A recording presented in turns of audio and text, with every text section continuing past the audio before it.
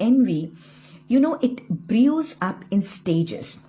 The first stage, the person just feels deprived seeing a blessed person or a person or a fellow being who's blessed by the bounties of Allah.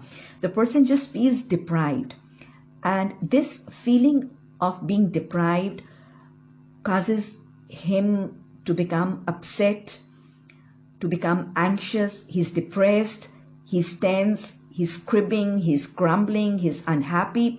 And these anxieties and tensions and depressions may just lead down to nervous breakdowns.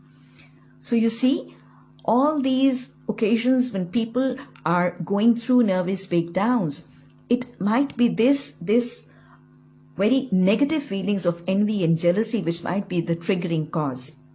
In the second stage, the person who was just upset and anxious, in the second stage, he develops an intense and severe desire to get what he hasn't, or to acquire what he has been deprived of.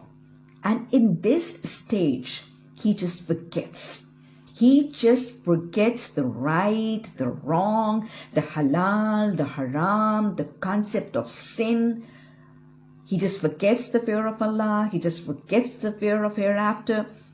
All what he remembers is that I have to get it in any way, right or wrong, beg, borrow, steal, loot, plunder, do whatever, but I have to get it.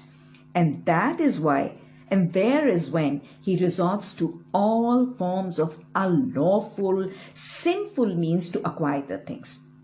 And then he becomes a disobedient, and then he becomes a transgressor.